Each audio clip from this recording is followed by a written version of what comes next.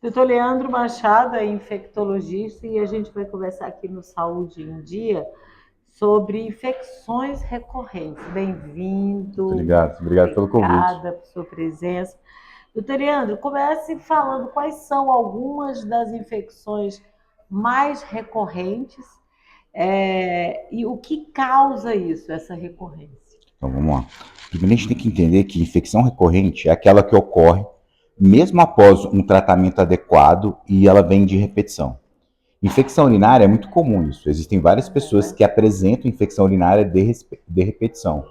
Herpes simples, lesão na boca, tanto pelos vírus tipo 1, tanto pelos vírus tipo 2, que causa herpes labial, como herpes genital, candidíase vaginal, herpes zoster. Então, são infecções que elas podem se manifestar de forma recorrente. Pneumonia. Então, quase todas as infecções, elas podem se manifestar de forma recorrente. E a causa, ela é variável. Aham. Exemplo, uma infecção urinária. Pode ser comportamental, é um paciente que bebe pouca água, é um paciente que segura muito a urina, é um paciente que pode ter uma alteração morfológica no trajeto onde a urina passa, e aí aumenta a chance de ter infecção de repetição. Pode ser um paciente que tem uma imunidade mais baixa, uma imunodeficiência comum variável, por exemplo, ou uma imunodeficiência por subclasse de IgG. Depende Então, muito de uma pessoa para outra. Quer dizer, eu isso. posso ter uma infecção recorrente e alguém com a mesma infecção pode não ter. Depende. A causa é diferente. A causa, É, a é causa por é isso que é diferente. importante, nesses casos, uma avaliação mais detalhada do paciente. E aí, ter um profissional que acompanha esse paciente, não só ir no pronto-socorro toda vez que apresenta um quadro de infecção, é o que faz a diferença. Porque você vai conhecendo esse paciente e vai seguindo uma linha de raciocínio para fechar o diagnóstico que acompanha aquilo. É muito comum em herpes labial, herpes genital. Eu tenho pacientes que chegam para mim e falam: Leandro, minha vida sexual está horrível, porque para a mulher a libido não é de ataque igual do homem, testosterona. Sim. A libido na mulher tem outros fatores. Então, se você Começa no bom dia, né? Perfeito. Se você deixa ela preocupada com uma lesão que pode aparecer na genitália dela em qualquer momento, isso já gera uma preocupação que a libido vai lá embaixo. Então, tem pacientes que chegam para mim e falam: minha vida sexual está horrível porque eu tenho medo de passar isso para alguém, de ter a lesão quando eu estiver namorando. Como que eu conto isso para alguém? E elas vão em médicos que falam: não tem o que fazer. Você vai continuar tendo essa lesão a vida toda, quando tiver que tratar. E não é bem assim. E não é bem assim. Não é bem assim. Existem. Pode ser que ela está tendo essa doença por algum motivo. O pessoal fala muito: é estresse. Tá, mas se fosse. Se estresse causasse cândida ou herpes, 100% da população. Lá em Israel agora ia estar tendo surto de herpes. Então não é assim. Então essa pessoa, ela tem uma condição que faz que quando ela está estressada, a imunidade dela baixa e se manifeste a herpes. Pode ser que nunca tratou de forma correta, ou pode ser uma imunodeficiência. Então, a minha próxima pergunta é se o sistema imunológico está envolvido nesse processo de repetição. No caso da herpes, principalmente, a herpes ela não tem cura. A gente não consegue esterilizar o vírus. Eu não consigo tirar o vírus da pessoa. Ele fica no sistema nervoso periférico, nos nervos. E por algum motivo, pegou muito sol, alteração hormonal perto da menstruação, estresse, acaba que a imunidade abaixa um pouco e esse vírus se manifesta. Pensa numa balança, onde eu tenho um sistema de defesa e onde eu tenho um vírus. O que acontece é que o vírus aumenta a quantidade do vírus vencendo o sistema de defesa. Por isso que um dos tratamentos para herpes é tratamento supressivo. É você fazer um tempo prolongado de antiviral para deixar a quantidade de vírus o mais baixa possível, para que mesmo ele replicando, ele aumentando a quantidade, não seja suficiente para vencer o seu sistema de defesa. Então, esse é um dos tratamentos. Só que, se eu tenho um sistema de defesa muito ruim, muito baixo, eu posso negativar isso tanto que for, uma que eu não consigo negar, ele vai acabar aparecendo. Então, a gente precisa trabalhar de forma conjunta. E aí, cada paciente é um paciente. E esse trabalhar de forma conjunta, objetivamente, é melhorar o sistema imunológico dessa pessoa, através de vitaminas, minerais, Pode ser isso. Pode ser que ela tenha uma imunodeficiência carencial, mas isso é difícil acontecer, mas pode ser. Ou pode ser que ela está dormindo mal, e aí a gente vai avaliar o sono. Pode ser que ela tenha uma apneia do sono, e ela está dormindo mal, e isso a gente sabe que altera cortisol, que é o hormônio do estresse, altera a maneira que o nosso sistema de defesa responde às infecções. Pode ser que ela está se alimentando de forma errada. Isso pode ser comportamental, ou pode ser que ela tenha uma doença realmente que o corpo dela não consegue produzir uma quantidade de células adequada ou uma quantidade de anticorpos adequado, imunoglobulina. E aí existem tratamentos específicos para isso.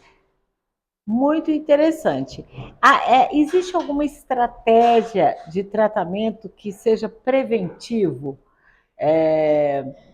Eu tive hoje uma infecção urinária. O senhor, como infectologista, já faça algum tipo de tratamento preventivo para que isso não volte? Comportamental. A gente tem que Tá. entender o que aconteceu nesse episódio, tá? Nunca teve infecção urinária e apresentou um episódio. Por que que apresentou esse episódio? Tô tendo que entregar a minha monografia e bebi pouca água. Tô tendo que muita reunião no trabalho, não tô conseguindo ir no banheiro urinar. Troquei o meu parceiro sexual, aumentou a frequência, alterou as bactérias vaginal, aumentou a infecção urinária. Então, primeiro é entender o que aconteceu para ter aquele episódio. Tem muito a ver com a psicologia, né? É muito a ver. O infectologista tem que perceber a pessoa. Você tem que enxergar a pessoa para conseguir. Por dentro. Porque senão não é só dar um antibiótico. Um antibiótico qualquer médico faz. É isso. Um antibiótico qualquer pessoa faz. Se você chegar Eu para qualquer compro na pessoa farmácia. nesse prédio aqui agora e falar, tá, tô com infecção urinária, o que eu tenho que fazer? Tem Dar 10 antibiótico. receitas. É isso. Mas o nosso papel é esse, é enxergar o paciente e falar, tá, como que eu consigo entender o que aconteceu para esse paciente ter infecção urinária e como que eu consigo fazer que ele não tenha novos episódios. E talvez essa atitude diminua a recorrência Sim. do outro lá. Sim. Né? Porque o antibiótico por antibiótico, talvez ele até fortaleça, porque ele vai baixando o sistema imunológico. Não é que ele abaixa o sistema de defesa, mas o antibiótico ele faz o quê? Ele seleciona a bactéria. Mascara.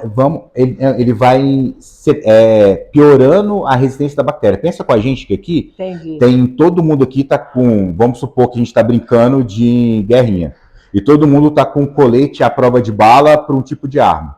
Só que eu venho com uma arma mais potente, e aí eu venho e ganho de todo mundo. Só que tem 2, 3 pessoas que tem um colete que protege contra aquela arma que eu estou usando.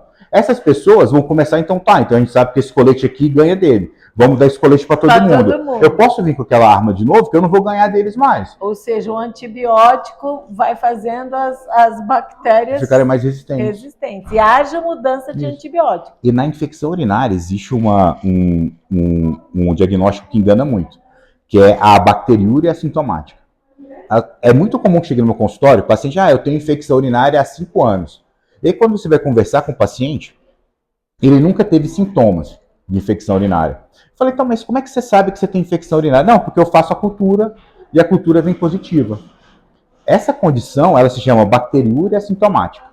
Bacteriúria assintomática não existe indicação de tratamento, exceto em gestantes, ou exceto se você for fazer algum tratamento invasivo na bexiga, uma biópsia, alguma cirurgia que vai envolver o trato urinário. Aí tem indicação de você usar antibiótico. Fora disso, não tem. Então tem muitos pacientes que não têm infecção urinária, que têm apenas uma cultura positiva e acabam usando antibiótico, induzindo resistência. E aí quando eles precisam do antibiótico, já a bactéria que gerou essa infecção já tem um colete que não é qualquer antibiótico que consegue passar. E aí a gente precisa de antibióticos mais potentes para isso. A gente vai induzindo resistência. Essa analogia da resistência, eu vou falar do vírus agora, pode acontecer com os vírus, né? Aconteceram com cepas novas, é isso que acontece com os vírus? É a mesma coisa? Não, é difícil ter mutação no vírus da herpes, por exemplo, para ter... Mas da Covid. A da Covid não foi o tratamento, mas é similar a isso. A bactéria sofre uma mutação, ou ela adquire uma capacidade, ou ela já tinha aquela capacidade, só que ela era única, ela era uma no meio de 1000, e agora ela é sozinha, então ela vai replicando e vai ser só ela agora, e aí ela aquela infecção se torna resistente àquele antibiótico. Então ela pode sofrer mutação, ela pode começar a produzir uma enzima que vai lá e degrada esse antibiótico, ou ela pode fechar a porta de entrada que o antibiótico entra para fazer o efeito. Então isso depende muito de qual mecanismo de resistência ela vai desenvolver. Então é incrível, o trabalho do infectologista é ultra personalizado. Sim, é isso. E o perigo do antibiótico, essa coisa, ele é muito banalizado. Muito. Tem estudos que mostram que em 50, 40 anos, a maioria das pessoas vão morrer por conta de bactéria multiresistente. Não é que a bactéria multiresistente ela é mais forte do que a outra. Não é uma superbactéria. Quando a gente entra lá, coloca Sim. KPC, não é que é uma superbactéria. Não é uma bactéria que vai chegar e vai fazer uma infecção mais grave. Aham. Mas é uma bactéria que vai gerar uma infecção e você não tem antibiótico para conseguir tratar. Então, Que já esgotou. aí a bactéria, você pode fazer os antibióticos que forem, que ela vai continuar piorando, piorando, piorando, até evoluir com óbito do paciente. Tem alguma dica ou alguma colocação que você possa fazer para quem não tem nenhuma infecção e não possa ter com recorrência? Estilo de vida. É isso, assim. Eu sei que é bater no senso comum. Tudo é estilo de vida, Eu né? sei que é bater no senso comum, mas é isso, assim. Você vai ser aquilo que você construiu hoje. Não tem como eu querer morar numa casa com piscina, 3 quartos, viajar 2 vezes por ano, se eu não trabalhar para construir isso daqui. Algumas pessoas até conseguem de outra maneira, mas não é o senso comum nisso, nesse exemplo que eu estou dando. Então, não tem como a gente falar, vou evitar ter infecção de repetição se você não está dormindo bem, se você não está se alimentando bem, se você não está fazendo atividade física, se você não está... Só que existem pessoas que, além disso, existem doenças que predispõem a isso. Sim. E aí, por exemplo, tem uma condição que é a imunodeficiência comum variável.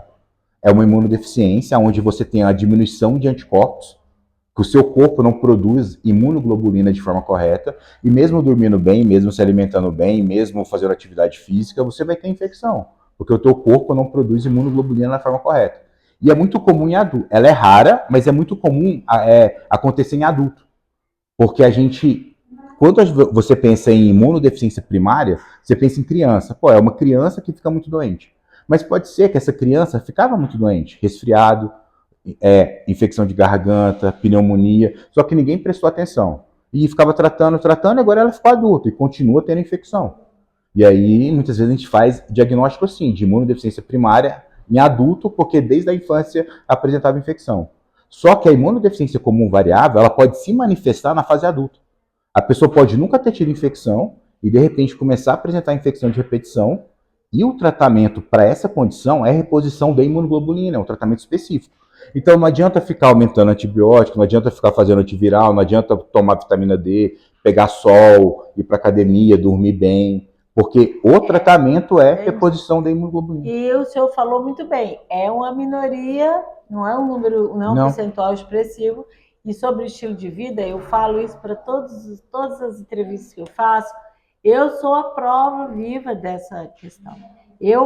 Chegou uma hora que eu falei assim, eu vou morrer rápido, porque eu já tinha tido 2 obesidades, fiz uma cirurgia bariátrica que para mim foi uma transferência de responsabilidade, eu não estava preparada.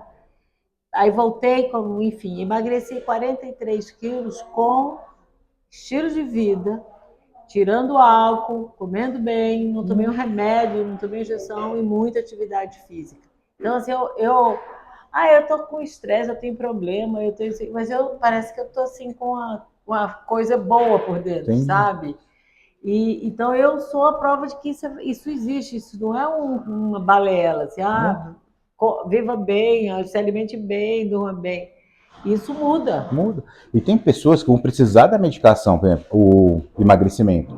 Hoje, obesidade é uma doença, do exemplo da cirurgia bariátrica. É uma doença. É a causa, é a segunda morte, é a segunda causa de óbito evitável, só pede para cigarro. Então, existem algumas pessoas que vão precisar de um Ozempic, de um Mondiaro que está na moda agora, que ainda não está no Brasil, mas o pessoal está importando. Até aprenderam agora um monte de frascos que entraram de forma irregular no Brasil. Tem pessoas que têm compulsão alimentar, que vão precisar de medicação para isso. Então, assim, tem pessoas... Mas tem um tratamento psicológico também para fazer, porque a Ozempic não vai resolver sozinho. Não vai. Então, assim, só que tem pessoas que vão precisar disso. Igual pressão alta, hipertensão. Tem pessoas que controlam a pressão só com atividade física. Mas tem pessoas que mesmo magro, malhando, comendo bem, precisa de remédio para pressão. Obesidade é a mesma coisa. O problema é que estão simplificando isso, colocando tudo num pacote só, e não é. Mas eu acho que o próprio obeso, e aí eu estou falando com conhecimento de causa, fala assim, Ozempic, resolver. Mas até quando? Eu vou É. tomar por quantos anos? Mas isso é o nosso cérebro. A gente tem uma dificuldade de sofrer agora para ter benefício lá na frente. Isso é todo mundo. Então, se você monta uma estratégia onde, tá, eu vou usar o Ozempic aqui, para você ver que é possível para o teu cérebro fechar, mudar a chave, você emagrecer, só que em seguida eu entro com psicólogo, entro com mudança de estilo de vida, é diferente. Por quê? Porque aqui ele não tá vendo lá no futuro que ele vai ganhar. Ele vai ver o que ele vai perder, porque ele vai perder o peso. Essa frase não vamos esquecer, a gente tem medo de sofrer hoje, mesmo sabendo que vai lá na frente. Agora, eu fiz 8, 9 meses de terapia. Ajuda, e é essencial. E foi para mim virar a grande responsável pela... Porque tem que ressignificar o papel da comida. Isso. É isso, a comida tem que ressignificar o papel. Eu conversava, eu peguei bem na pandemia. Aí eu olhava assim e falava, você tá com fome mesmo para comer de novo? Não. Que tipo de fome emocional tá te pedindo mais arroz e feijão aqui? Né? Então, eu acho que é isso, essa frase foi perfeita. Tem que ressignificar a comida. E eu acho que a sua colocação, tua explicação sobre a infectologia, a gente tem que fazer muitas conversas. Ah, que bom. Eu agradeço o convite. Adorei. Muito, muito, muito obrigada. Obrigado mesmo. você. E a gente teve lições aqui hoje, hein, gente? Você que está querendo mudar de vida, lembra disso. O sofrimento hoje é uma escolha positiva. É isso. Obrigada, doutor Leandro. Eu que agradeço.